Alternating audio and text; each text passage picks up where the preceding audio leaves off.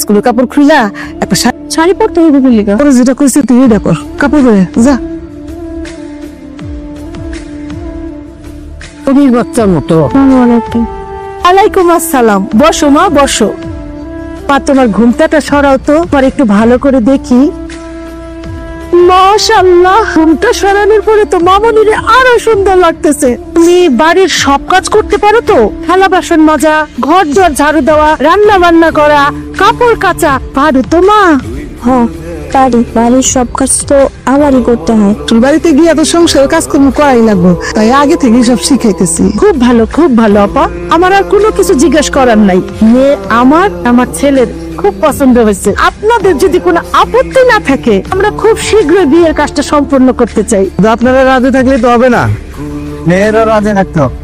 এই ছেলেটি আবার কে? এটা তো চিনলাম না। ইতিরা আমি ভালোবাসি, ইতিও আমারে ভালোবাসি।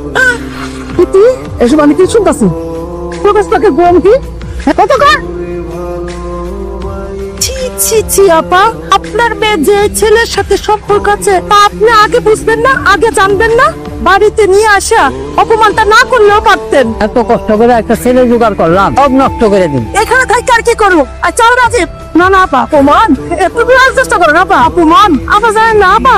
বাড়িতে যাবো না, এই মেয়ের আমার পছন্দ হয়েছে, এই মেয়ের আমি বিয়ে করবো। আমার জোর করে বিয়ে দিতে চাইতেছে। তুমি কও আমার আর পড়াশোনা করার বয়স না, আমি আর বিয়ে করতে চাই না আপা। আমার জোর করে বিয়ে দিতে চাইতেছে, আমি তো পড়াশোনা করতে চাই। তুমি কও আমার একটা ভবিষ্যৎ আছে না, আমার স্বপ্ন আছে না। তোর ভবিষ্যতের বুঝতে কিলাই আগে আমার ক আমার পুরো তোর কিসের সম্পর্ক? তার লগে তোমার কোনো সম্পর্ক নাই। আমার সামনে সাধু সাজুস না, তখন তাহলে তুমি এসে সামনে কথা বলবি না কে? মা আসলে আমার এখন বিয়ে করার কোনো ইচ্ছা নেই, এদিকে আমি তোমার কোনো কথা কইনি। ইতির মা, তুমি জোর করে মায়ের ঘরে বিয়ে দিতে চাইছো তোকে? ও তো এখন বিয়ে করতে চাচ্ছে না, ও আরো লেখাপড়া করবে। তুমি সব করো বে কথা বাইরে না দম যায় আর আহে কথা থাকতো।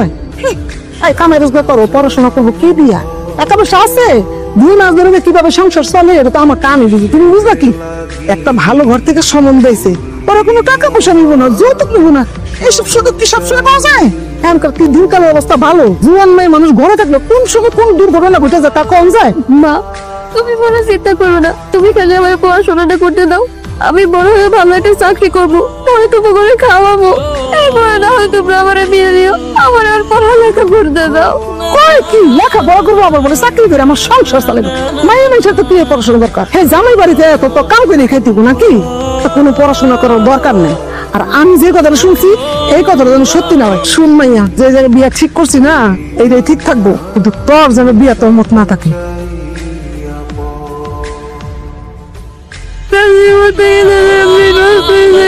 একটা